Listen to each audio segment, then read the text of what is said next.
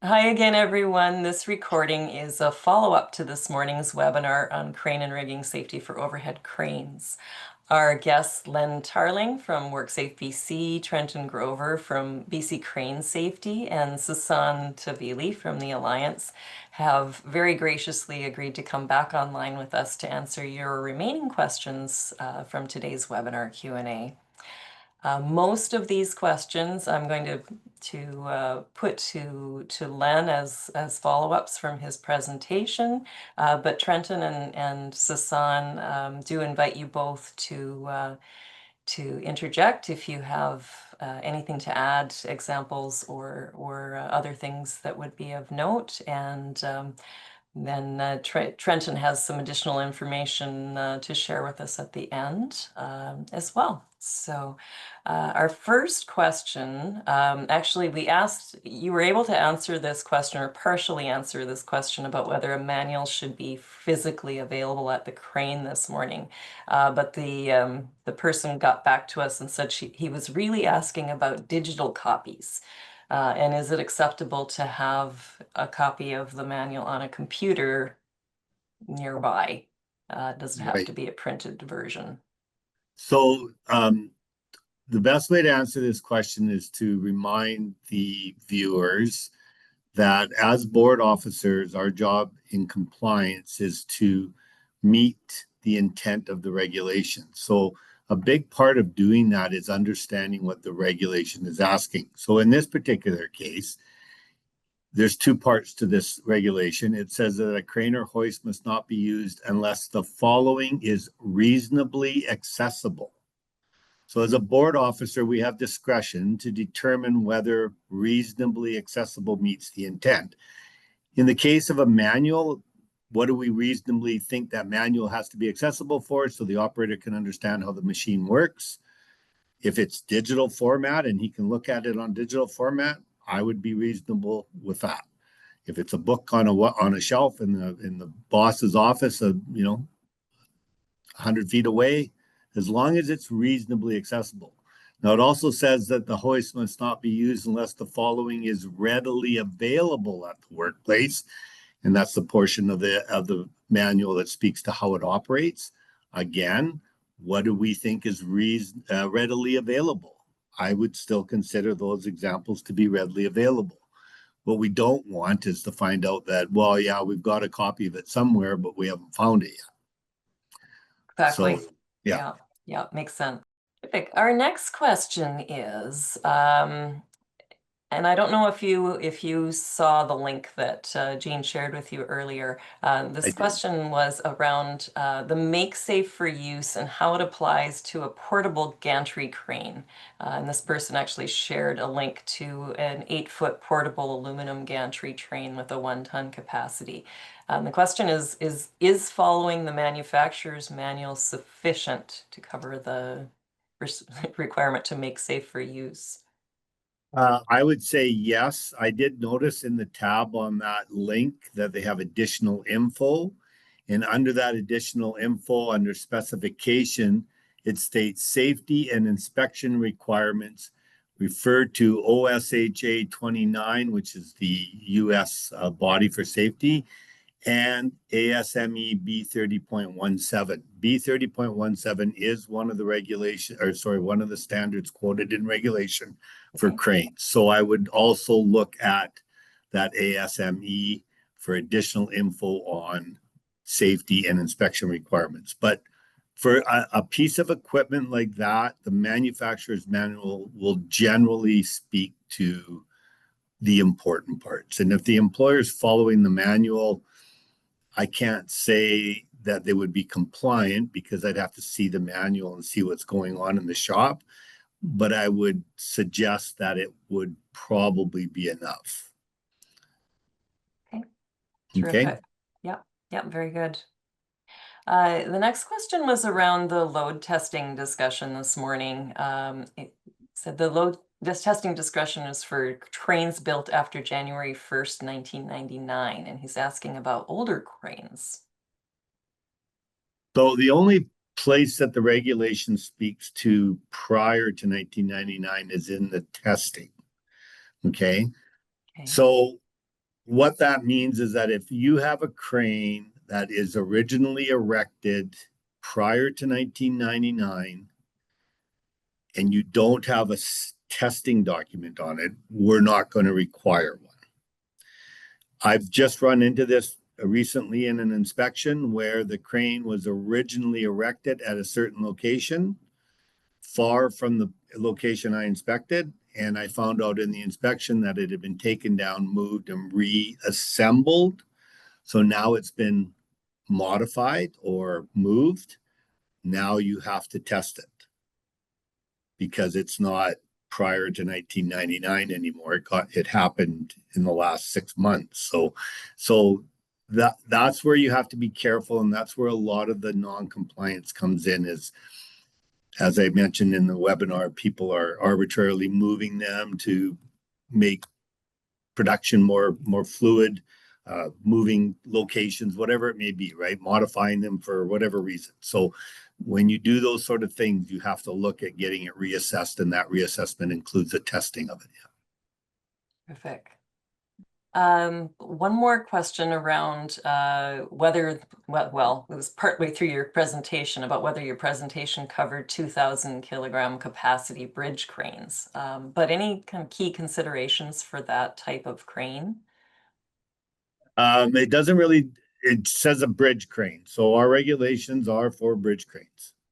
Now, we do have separate regulations for in Part 14 for specific types of cranes, like material handling cranes. So I'm not too sure what kind of crane this is, but if it meets the intent of a bridge crane and doesn't meet any of those other regulations in Part 14, capacity doesn't matter. Doesn't matter to us if it's 2,000 kilograms or 10, doesn't matter. It's a bridge crane. It's got to meet the regs. So that would be my only,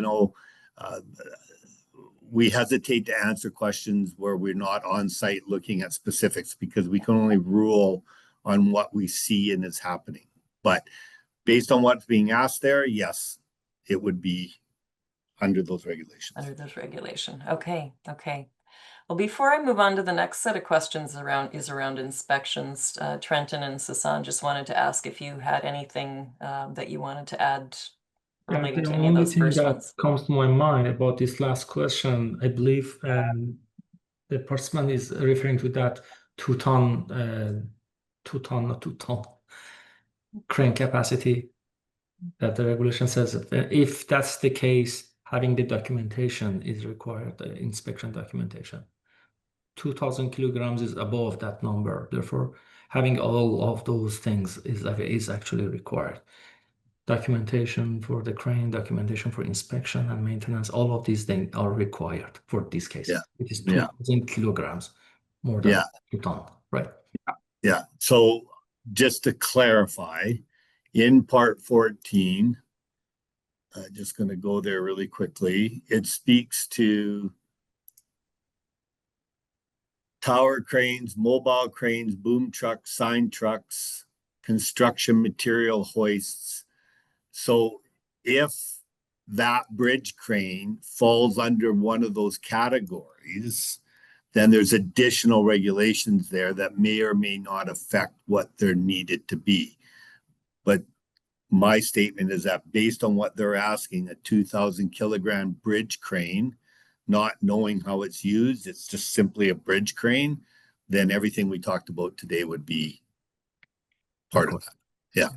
Okay, terrific. I just got a quick question for Len, actually. With mobile cranes, folding boom cranes, a crane that's put into use, what if they're brand new?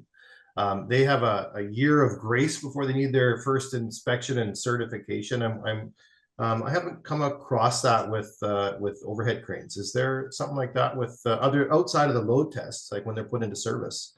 Are they considered as certified safe for use for that first year of life, or do they need an inspection certification? No, the regulations speak to initial installation.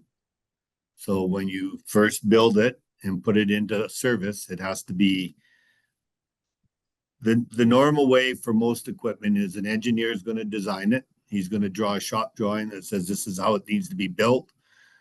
He's going to stamp that as being engineered specifications, right? Yep. He's going to send that to somebody that's going to manufacture it based on that drawing. When it's finished being manufactured, the engineer is going to come and look that it was built the way he designed it. They're going to stamp it. Then you would normally test it. So now it's erected and assembled in the shop.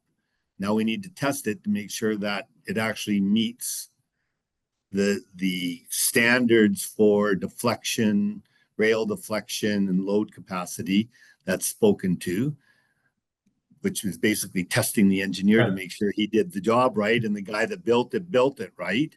And then as long as it tests okay, now it's good to go. And then after that, once a year, you have to get it inspected. Caution backwards on what you said there about mobile cranes. Year of grace, I'm not too sure what you mean there. There's no year of grace. A mobile crane, if it's put onto a rolling structure, should be engineered to that structure as the support platform for that crane. So that would be its initial. It needs to be tested the same, like a high-up crane needs to be tested for the platform it's mounted to, and right. Yeah. Yes, and I'm from the manufacturer. Like, say, a local company puts a crane or onto a chassis, whatever, and they do Right. and all that. It's just that, say they're delivered on January 1st. That's their in-service date. Considered as, like, say, built by engineer, tested, stability, and all that. The person who purchased them or the employer doesn't have to do another inspection prior to using them because they just come from the company that's right. the company. No. Yeah. But I would caution them that when I think of that in a practical application, if that unit got built on January 1st and never got sold till July 31st, Yep. I show up in August, it's still compliant, but its test date would be January 1st of the following year, right? Because I'm only looking at the dating of the documentation of the test. So it's 1 year from that dating, even though the crane has only been operating for 4 or 5 months, right? Yeah. It's just that I've run across lots of brand new cranes that are, they don't have, say, a decal on them from an engineering firm because they're within that first year of life. Right. Yeah. And then we would, so for us as board officers, we can only go on documented evidence, right? So where is the testing documentation for this crane? Here it is from the manufacturer from January 1st. Okay, well, then it needs to be recertified on January 1st of the next year. Perfect. Yeah. Okay. Good. Well, moving on to inspections, I have a couple of questions that we missed this morning.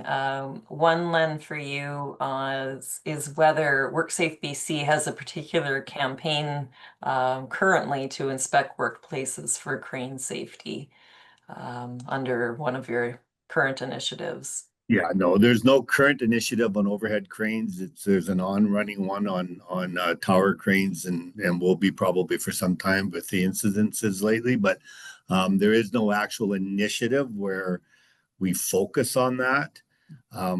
But there's enough coming out of the current inspections being done that officers are picking up and understanding there could be some issues out there, right? So anytime an officer enters let's say a manufacturing facility, sees a crane, I've mentioned it before in the webinar, they're going to ask for certain things. Your first question, you're going to look at it. Are the stickers on it? Does it look like it's done right? Does it look like it was originally put there like that? Is there an operator? Does he know what he's doing? Does he have documentation on his pre-use inspections? Do they have a yearly inspection? Because that's the risk, right? If the crane's being used all the time and you're not inspecting it yearly, we could have a safety issue, right? And as long as those things are in place, then it comes into the officer's discretion how far to dig, right? And so to give an example, I did an inspection one time where everything looked perfect, but the employer made a comment to me that one of his cranes had burnt and they reinstalled it. And I just simply said, well, did you test it after you installed it? And he said, well, no, do we have to? So those are the type of things that yeah, you want to be honest, because the point of all this is that nobody gets injured, right? But you also have to understand that, if we walk into a shop and everything looks good and everything seems to be in place, and we don't have a concern, are we going to go down, dig up all the documents? That's a discretionary thing on the officer. Okay. And my point to the employers out there is, especially those employers that have taken on a business that's existing, do you actually know what you're working with right now? Right. I mean, if you're the employer that goes out and gets that crane made, I've seen the bill for some of those cranes. It's not cheap.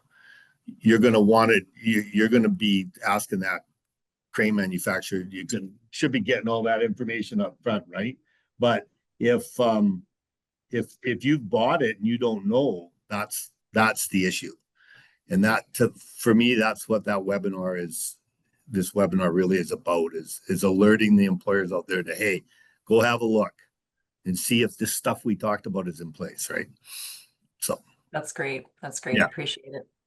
So looking at the day-to-day operations, how long do employers need to keep daily inspection records? I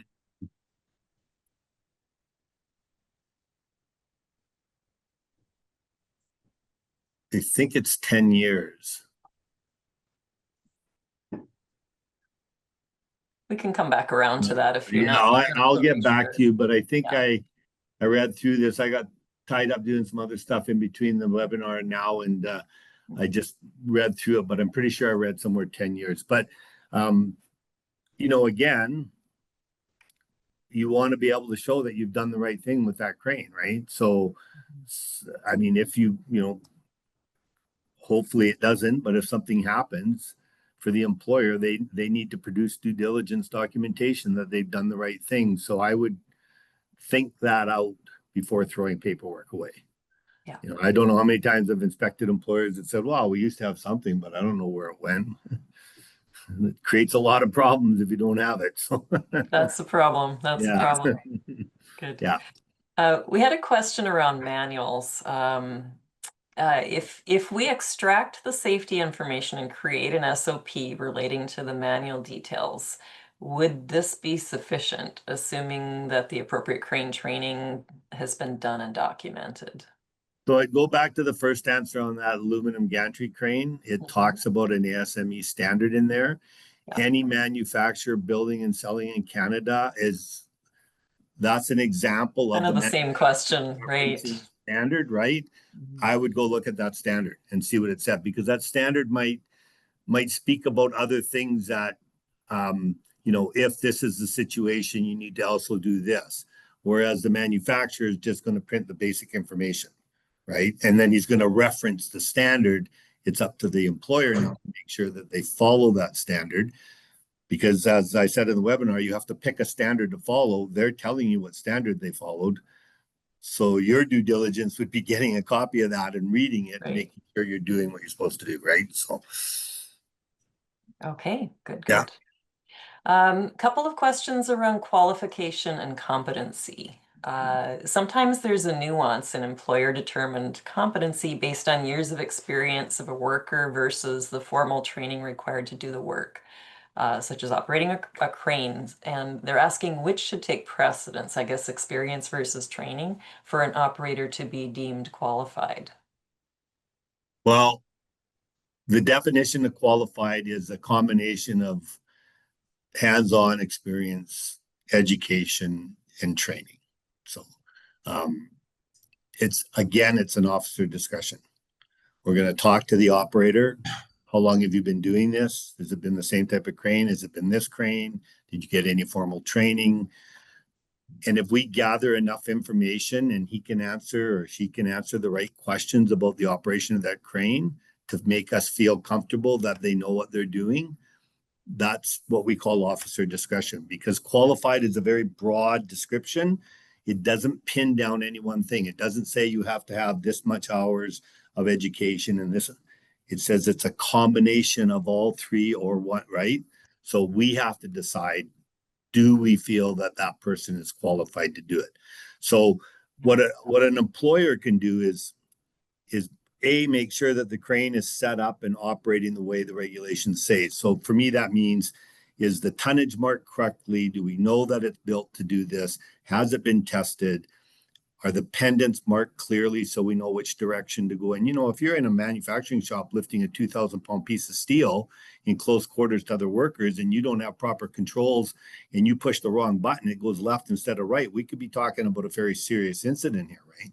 So what are the things that are going to happen that are going to create a problem, and have we made sure those things are covered off?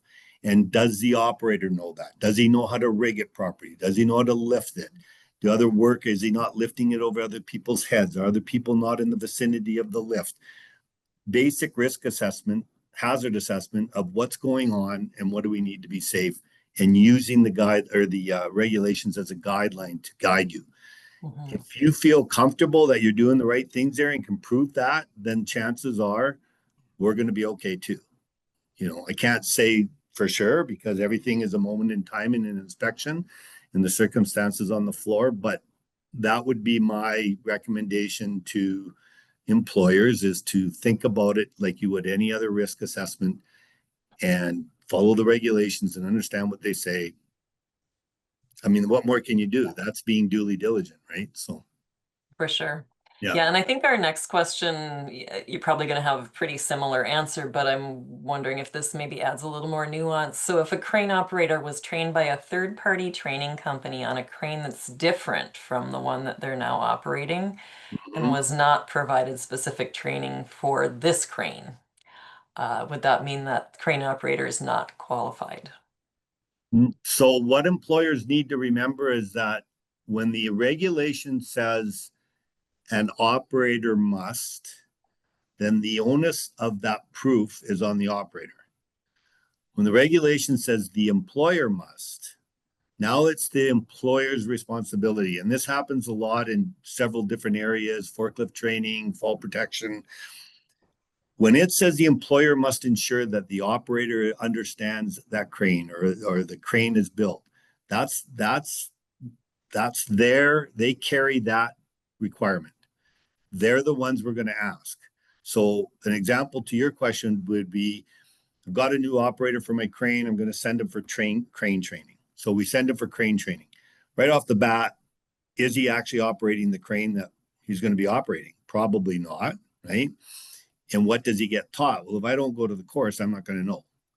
So a duly diligent employer is going to bring that operator back. And then I would say, read the manual, because this is the crane you're operating. And then I would go out there and say, okay, let's run over things. And I would document that training by the employer. That's their due diligence, that they've actually sent them away to get some basic training on overhead cranes in general, read the manual specific to what they're operating, and then they're going over that operation as it pertains to that shop and their work layout with that worker. That's what a duly diligent employer should be looking at. Right. So the biggest mistake made that I've seen in training is they send them to a course and they come back and they say, okay, good, go ahead. And we show up and there's a problem. And well, did you go over that with him? Well, no, I sent him training. Yeah, but he didn't train on that crane. So that's where the problem comes in. Right. So, yeah. Terrific. Trenton, Sasan, I don't know if you have anything to add to that. We are seeing, I guess I could add in there that Len mentioned earlier that there's a bit of a push on tower cranes, and BC Crane Safety has developed some competency assessments for tower crane operators, and that's what Len is talking about there, is the employer doing a competency assessment on their operators prior to just turning them loose on the machine. So yeah, great practice for sure. I think it's, I know that it was answered online at the webinar, but I think a lot of people are thinking about this now after webinar. When you're talking about a self-erecting crane or a tower crane or a high-ab, a truck-mounted crane, or a crane mounted on any kind of a platform that's not solid, so, on a barge on the water, or anything like that. The issues with those types of crane is stability. You're erecting it, or your stability is affected by the platform it's mounted to. That type of crane operation requires a lot more due diligence on the operator's part to ensure that it's being done correctly. When you're talking an overhead or a gantry crane, if it's been designed properly, installed, tested, and it's working properly, then all you're concerned about is how to rig, what buttons to push to lift and move, and safe procedures for moving around people, right? I mean, the stability of the crane is already taken care of. It's in its design. So as I said on the webinar, that's why in those other areas you're seeing certification, and in my take in overhead cranes is why you're qualified. Much different requirement as far as operation of the cranes. That's, yeah, very good point. Okay, that's the end of our audience questions. But this morning, Len, you were talking about, we were talking actually before the webinar started about people being able to reach out to WorkSafeBC with questions, and talking about kind of the best approach from your side for that. And then I'll put the same question to Sasan and Trenton as well. So the toll-free number for WorkSafe, which is 1-888-721-6233. It's the same number that you call to report unsafe conditions. You can phone that number and you can request consultation with an officer. What a lot of people need to understand is that as a board officer, we have 3 duties. Everybody knows about enforcement, but part of our job is also consultation and education. I like to look at it as if I consult with an employer and educate them properly, I shouldn't have to do the enforcement. Okay. It's historically, don't call WorkSafe. Now you're phoning the cops on us. They're going to show up. When you phone for a consult or an education, we don't go down there with thought in mind that we're going to inspect your whole workplace to find fault. We go down there to consult and educate you on what you've asked us to come for. Having said that, we can't look past unsafe conditions. So if you're got an unsafe condition happening while we're on site, that's really not our problem. You should think about that before we show up, right? But I would strongly encourage employers to contact their local officer and get somebody to come and talk to them, or just talk to them over the phone, or, most of our locations, you can go in office to certain areas and talk to them and find out what it is. We would much rather talk to you in that capacity than show up at a job incident and have to deal with you in that capacity. We are called prevention officers for a reason. The idea behind our job is to prevent the incident.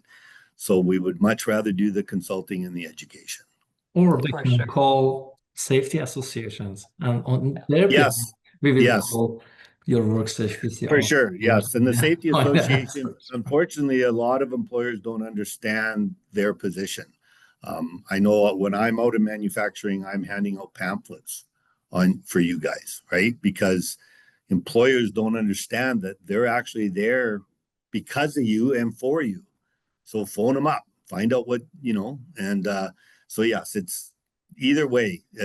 Educating yourself about the regulations and about safe work procedures, or just safety in general, is a requirement of the regulation of the employer, right? They need to be knowledgeable of the risks and the hazards on their work site. So if you're not knowledgeable about it, and if you're not in a position to hire somebody to do it for you, there are ways to get that information. You can read it yourself. You can talk to one of us. But not doing anything and waiting for the incident to happen is not the right way to go about it. So, yeah, absolutely. Before let you go, Lynn, thank you very much for this. One question I have, you said that you are going to have a look at the documents for how long the employers, they need to keep those daily inspection sheets, records. The other thing that come to my mind, and I have heard that from my clients a lot, is how long they have to keep the records of their maintenance or repairs. And usually my answer for those is for the for the life of the equipment, for the life of the crane. That is my answer to them. That's for their due diligence, to show what happened to this crane historically. Then I wanted to know your answers about this. for the maintenance and repairs. One of the things for the industry association and for, well, everybody on the webinar, including employers. So if they look at the regulation under Part 4, which is general, 4.9 speaks to inspection and maintenance records. And what it says is that if our regulation requires a piece of machinery or equipment to have an inspection and maintenance record, so cranes do, then it has to be an effective written or permanent recording system, immediately available, blah, blah, blah. It must identify make and model, contain an entry on each shift, contain an entry signed by the person. And I thought it would say something in here about the time, but it doesn't. So that's why I have to look a bit further. But yeah, that's the idea, is those inspection and maintenance records have to be there to be able to prove due diligence that we've done all the right things along the way, right? Because in the case, of any of these crane incidents we have lately, they're digging into everything.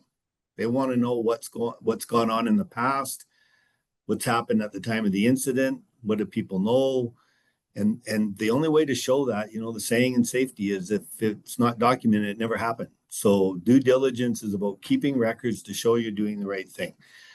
By regulation, how long you have to keep them, I don't have that answer right off the top of my head, and I'll have to dig a little deeper to see if I can find it. But yeah. Okay. Beautiful. Trenton, I know a lot of our, because most of our members don't have the types of cranes that require certification, they're probably not interacting for the most part with BC Crane Safety, but really interested in your thoughts on where they might want to reach out to BC Crane Safety. And also you mentioned that in between the time that we hosted the webinar and now, you had put together some thoughts on some of the most common things that you have seen, issues that you've seen with crane safety in your experience as well, and was really hoping that you could share that with our audience as well. Yeah, absolutely. But prior to my time, I'm fairly new with BC Crane Safety. Prior to my time here, I was instructing operators and riggers and did a lot of overhead crane stuff. I just kind of came up with a list of the most common things I came across out there. So maybe the things that employers or the operators, the riggers should be looking for the most, like immediately. Probably the most common is that pre-use inspections just weren't being completed. You'd go look for a logbook, or if you could find a logbook, and sometimes there would be no book, they would be blank, or sporadically completed by a certain operator who did it, and a lot of the other guys weren't doing it. And so certainly the inspections and documenting it, and that's the pre-use inspections. Probably the next one would be cranes that weren't inspected and certified. They didn't have their yearly inspections and certifications. Some people not even aware that their crane required. It's just a tool. It's just that dirty, greasy old tool in the top of the building, and we use it all the time. And I wasn't even aware that it needed to be inspected and certified. And then still on the line of documentation is, so not only maybe the pre-use inspections not being documented, but maintenance or inspection personnel need to know that they're also responsible for documenting the work. Their maintenance and inspection that they do, it needs to be in that book as well. That is the living history of that crane, and it needs to be kept up to date by not only the operator. He's not the only person, or they're not the only person responsible. Len touched on the manuals. At many places I went, that there's just no manual. Whether that reasonably accessible thing, some of those cranes have been in the buildings for 30 years, and that manual has long since been lost. Most of a lot of the manufacturers are still around. They're not all still around, but hopefully you can track down a copy of that manual, the important parts of it, and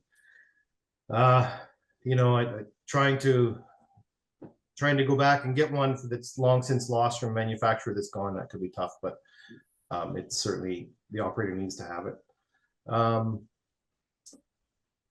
when some employers or companies might get into a building where they're renting it or leasing it, and then the person who's the owner of the building might not take care of that crane because you know, they're not there, and they might the new company who's renting or leasing could have been there a few years. The people using it need to realize that they're still responsible for that crane. They put that machine to work, and it still needs to meet all the standards and regulations, even though they don't necessarily own it, but they're using it all the time. So one of the most common operational errors I saw or heard about would be, and a lot of the operators, riggers might not get into the manuals as much or regulations as much, but one of the most common errors was using the overhead crane, side loading the overhead cranes, dragging loads towards themselves. Maybe the crane can't reach this particular load, and instead of bringing a forklift or a pallet truck and bringing the load closer, they tend to hook up a sling and drag it across the floor.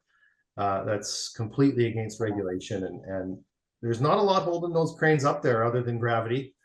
And if you want to do a YouTube search, you'll find lots of videos of those cranes falling off. So make sure you're not side loading those machines. Yeah. What else? And Len touched on it. You often find, because sometimes these cranes are older, there's an older facility or building, and a lot of times as a company grows, maybe the things they're manufacturing or work on will also grow. They grow in size, they grow in weight. And then the people on the floor are like, why can't we just get a bigger crane? This crane is not large enough. We need a larger crane to do this work. Not taking into account the fact that maybe that building structure can't actually take that weight. So that's one of the most common questions I came across all the time. Why can't they just put a bigger winch up there? Well, maybe it's not capable of taking that. Really, that was the most common stuff I came across. I could probably ask Jen to jump in from BC Crane Safety on our contacts, maybe why people might want to get in touch with us. Absolutely. I can speak to that. So while overhead crane safety and operation is not under our certification scheme of the 11 types, it doesn't mean we don't have resources available that are applicable. So we provided a click link PDF in the webinar, and it will be attached as well in the follow-up, I believe. And it's got a couple of toolbox talks, some safe work practices, some additional. So Len went through a ton of regulatory information today. We added a few more in there. I mean, everything's kind of applicable. Crane operation is crane operation. So even if it doesn't specifically say that this is for overhead crane operation, as far as your inspections are concerned, if it sounds like it should be involved with overhead crane operation, it likely should be. So making sure that you know and understand the requirements and responsibilities. If you're unsure, reach out. So just because we don't certify for it doesn't mean that we're not here to help. If we don't know the answer, we can get in touch with someone who does. So we're here as a facilitator for information as well. But our main bccranesafety.ca page, we have an operator link, we have resources. As I said before, we're heavily geared towards the 11 types that we do certify for. But you can dig around and find something that's applicable to overhead cranes for sure. And then doing webinars like this has been really great, because I've been feverishly writing notes about how we can get some more robust resources for overhead cranes as well. So yeah, like I said, reach out. You can contact us by email, which is just really easy, info@bccranesafety.ca.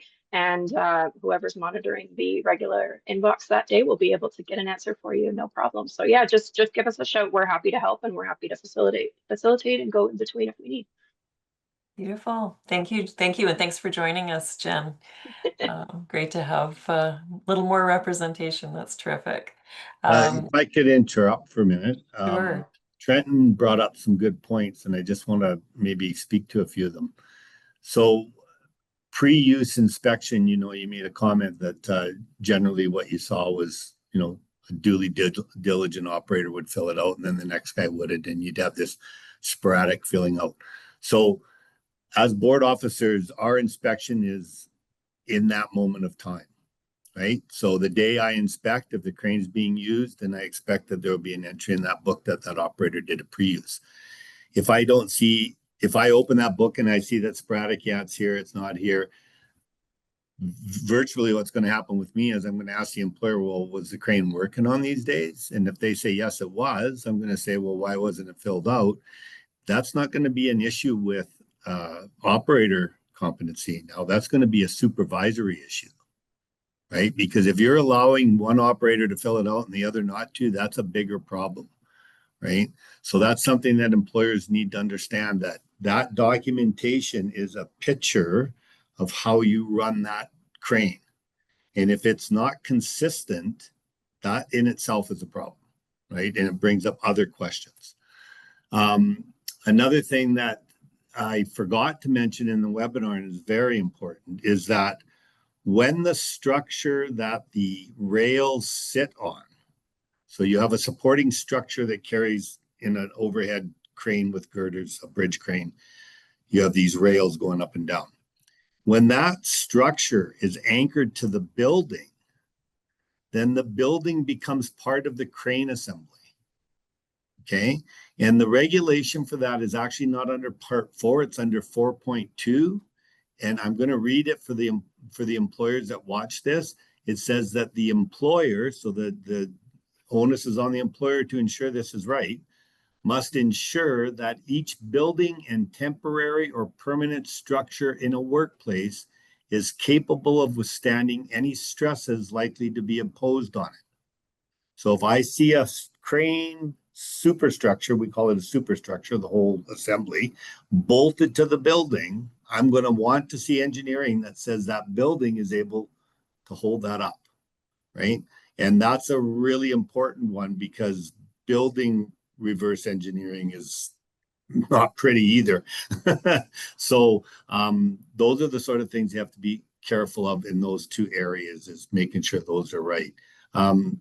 Trenton, You if you don't mentioned, mind, you yeah, mentioned, Glenn, earlier, that an example of that where, over the years, and maybe even multiple generations of operators, that those things can proliferate and sometimes be yeah, it's, what the building in can my hold. original days in industrial parts, that was a really common thing, to go pick up a 20-foot long piece of I-beam and strap it in between your building walls and hang a trolley off of it and hang a hoist off of it. And now we don't have to pick things up. And I'm not saying that it's safe to do that.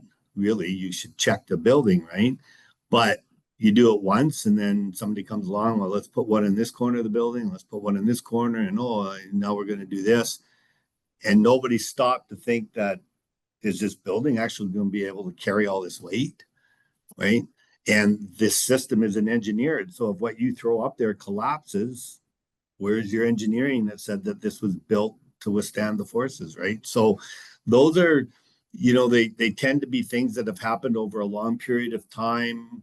Maybe I haven't been around long enough to say that these regs were there 30 years ago, but you take, in some of the instances I've seen, they're operations that started 30, 40, 50 years ago when the building was built 50, 60 years ago, right? And now you go into them and they're much bigger and much more complicated, but it's the same original building from 50 or 60 years ago. And that's when you start looking around and thinking, has this been considered, right? So it's a good point for employers to kind of look at the overall operation. What are the capacities we got in here? What kind of documentation do we have, and what do we need to look for? So just for the employers out there, be aware of regulation 4.2. It's called Safe Buildings and Structures. Okay. Beautiful. Sorry, Lynn, just to tag on to that, just only because I've been writing an article for our fall newsletter coming up on owner and prime contractor responsibilities. And so there's very, very specific language around the responsibility of either the property owner, or if it's a multi-employer workplace, whoever's designated as the prime, to be able to communicate any hazards that are on the site. And certainly, crane operation, whether it's maintenance, anything that kind of comes along with it, could be included in that. And you certainly don't want to be included in any regulatory infractions, but certainly not any Workers' Compensation Act infractions either. So yeah, making sure that the owner, the property owner, and then if it's multi-employer for the prime contractor responsibilities, making sure that that's crystal clear. Yeah, owner responsibilities are to provide a safe workplace. So, you can't go rent a building out that's ready to collapse and to people that want to put work processes in there with workers.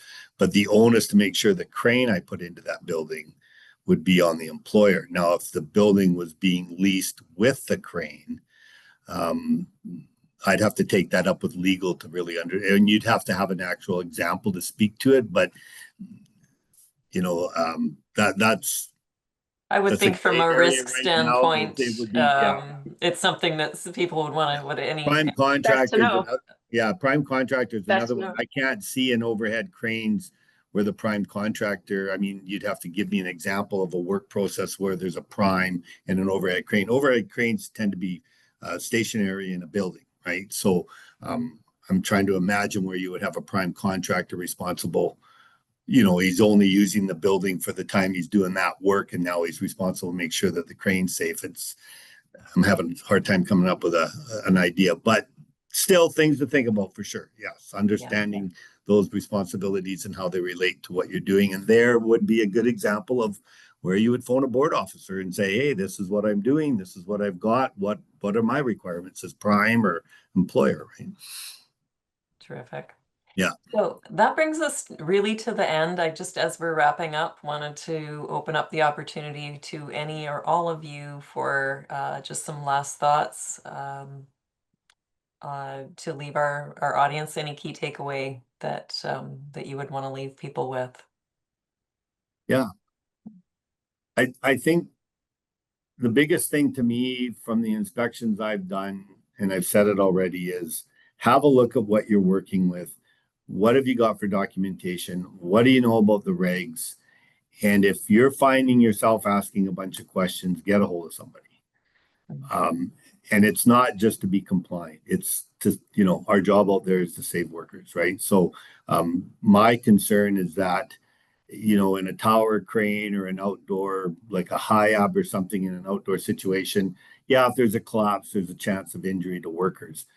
But if you're talking about a manufacturing plant with overhead cranes in it and 30 or 40 people working in that building and the building collapses, we're talking about a much greater, higher risk here than just a crane going over, right?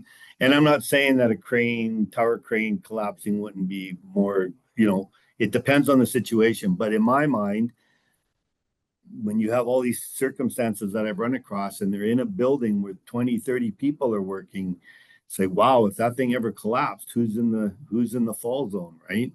And so that's what scares me. When I go into some of these places and see what's being done, it's like, wow, like when do we stop back and ask ourselves the question, is what I've got here look safe, and can I show that it's safe through documentation? Because if there's a problem or we show up, that's what you're being asked to do, is show to us that this is safe in accordance with the regulations.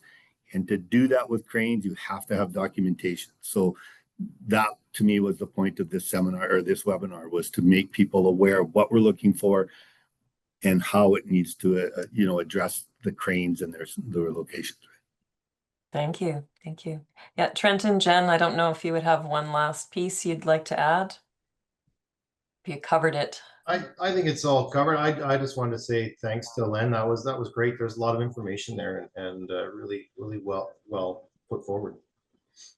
Okay, thank you. Beautiful, thank you. And Sasan? Yeah, after that webinar today, I received so many different emails from my clients and thanking them and thanking for having this webinar. I totally agree with you, Len, about everything that you said. Documentation, ensuring that the structure that you're using as a crane is actually capable of doing what it's supposed to do. Ensuring the maintenance is being done based on the standards that we are referring to. And ensuring those people who are working with this, they know the hazard, they are qualified people. And if employers who are watching this, if you have any questions about this, about any part of this, just contact your safety advisor or contact your WorkSafeBC officers for support. We are here to support you. That's the whole goal of this. Awareness, and if you need assistance, Yeah, it's absolutely why we're here. Creating the right contact for you. Exactly. PC crane safety or other training. Yeah. Terrific. Well, this has grown from a 1-hour webinar to 2. So thank you all for this unexpected gift of your time and your experience and expertise. Really appreciate it. All right. Thank you. Thank you. Good luck to Have a everybody. great day. Thank you. Bye Okay. all. Bye now.